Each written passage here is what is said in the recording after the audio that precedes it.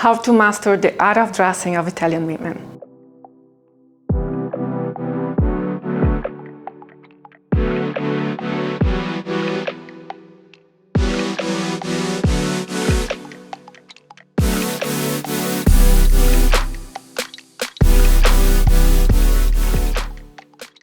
Hi everyone, welcome back. If you have followed me for any length of time, you must have realized by now that this channel is all about highlighting, fine-tuning, and rediscovering our true essence through our personal style. In my way of understanding, there's no better way to showcase what personal style is than by paying homage to the Italian aesthetics. Some of you may know that I'm Brazilian with an Italian background. So as someone who grew up in an Italian household, I think it's fair to say that I have some authority in the matter.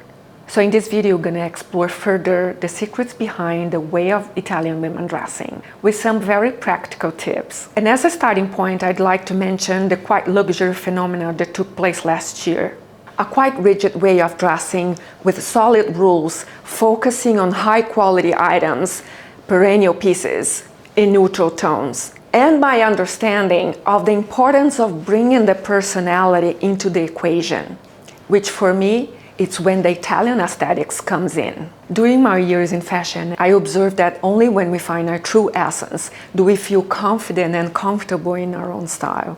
And Italians by nature are confident. They are passionate about beauty, art, and aesthetic in general. La vita è bella, sei bellissima, fare una bella figura. Translating it, life is beautiful, you are beautiful, and making a good impression is part of their mindset and is ingrained in everything they do. The best way to translate the Italian way of dressing is impeccable and exuberant. It means that they are not as rigid as the French. They found a middle ground. Regardless of the occasion, there's always room for taking pride in the art of dressing, leaving no detail to chance. Even when it seems that they didn't put any effort in doing so. Italians dress well.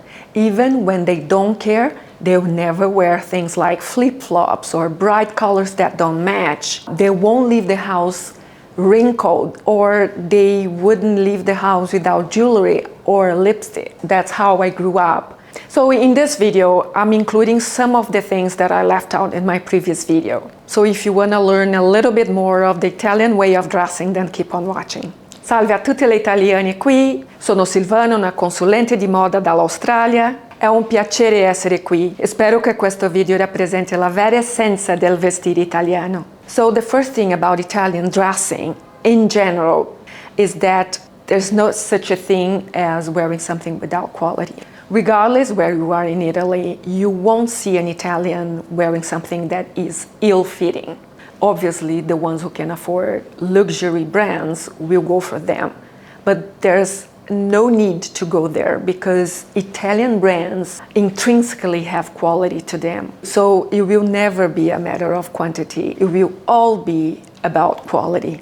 So their blazers will look as beautiful from the inside as they are on the outside. The fit of a blazer is arguably the most important aspect of a good quality one.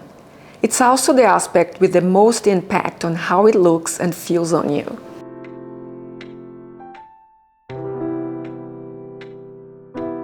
They understand that off the rack means one size fits all, which will only take into consideration the chest height and the length to determine the perfect fit. Whereas it should include also the sleeve length and the circumference, the overall length, the fabrication, the attention to details, the lining inside, the lapels, pleats, and pockets are all lying flat. The buttons are not popping out. The lines should be matching the stripes. All these little details tell you if a garment has quality or not. The fabrication should be at the bare minimum with a wool blend. The inner lining you choose is important as non-natural polyester blends don't breathe. Cheaper suits often skimp on the lining. But what's the point of having a breathable woolen outer shell if the lining in is not breathable? And the same principles follows for shirts, of course. A good trick to find if a fabric has quality to it is by giving it this crunch test. If it wrinkles up straight away and doesn't de-wrinkle, it's not a good sign. Wrinkling alone isn't necessarily a sign of bad quality because fabrics like linen, they do wrinkle. Natural fibers normally wrinkle. So if you want to achieve that comfortability and elegance and that Amalfi Coast feel, where breezy linen floaty pieces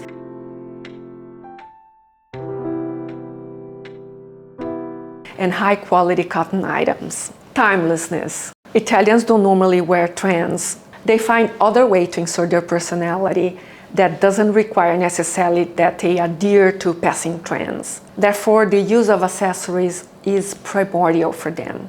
And that's the thing that makes them stand up from the French even more.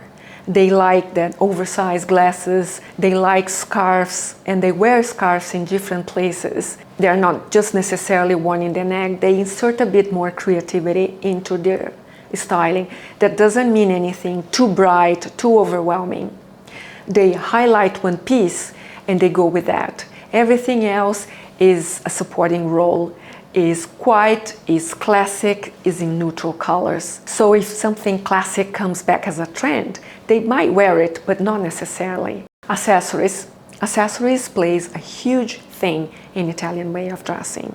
Italian women choose to invest in classically styled, high-quality shoes and handbags. Jewelry. Italian women never leave the house without their jewelry. And jewelry for Italian women is more than just an accessory. It's a way to revere their ancestors. Much like cooking recipes that's being passed on through generations. So incorporate a silk scarf into your wardrobe and carry around a handcrafted purse or satchel to add elegance to your aesthetic. But remember, with Italian style, less often means more. So avoid messy patterns on your scarf or handbag. Subtlety is key. When accessorizing, opt for understated elegance. A few pieces of statement jewelry can elevate your look.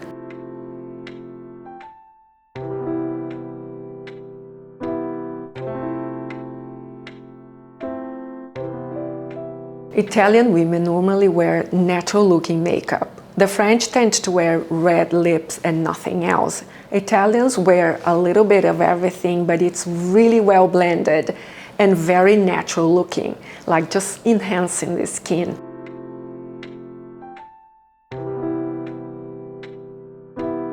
Italians don't care for logos. Italians are all about understated classic styles. They don't need to show off designer labels to look good.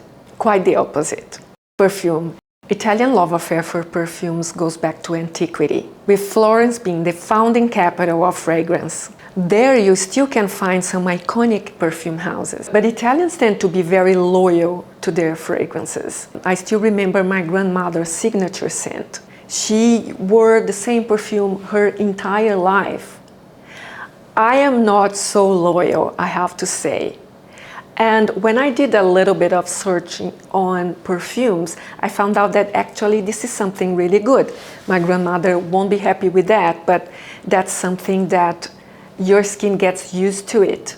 It's like the same as using the same shampoo all the time. You have to vary, your hair gets used to the same shampoo all the time. So the same happens with your skin when you spray a perfume. So I'm gonna show you a few tricks to apply perfume to make it last longer. Apply an unscented body lotion or Vaseline first. When perfume lands on dry skin, it will evaporate quickly. It's like pouring water on dry soil.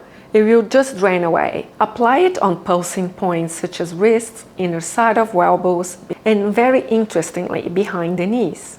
Never rub it in. Instead, just touch your wrist together like this, because otherwise it will ruin your perfume and is the best guarantee not to let your perfume stay for long. Spray it on the pulse points of your choice and wait for it to dry before putting on your clothes. Therefore, make sure your skin is soft and hydrated before applying perfume. If you want your perfume to last longer, spraying some on your clothes or scarf is a good idea. But be careful. Some perfumes can cause stains on your clothes. And lastly, but definitely not least, Italians dress impeccably, but it doesn't stop there. They always want to make sure that they look and feel unique. And that's the thing that most resonate with me with the Italian way of dressing. They focus on sprezzatura, which roughly translates as effortlessness. In other words, it could translate of something like the quote, learn the rules and break them like the pro, or the French je ne sais quoi. Or you can also see it as the law of opposites, something that I already made a video on that you can check out. When you bring in the piece with the opposite vibe of the look you were creating. Sprezzatura is the ability to combine something that doesn't quite feel right with the personality of the wearer that still looks effortlessly good. You add a mistake not because you don't know the rules, quite the opposite. You add it intentionally. It's kind of a freedom statement.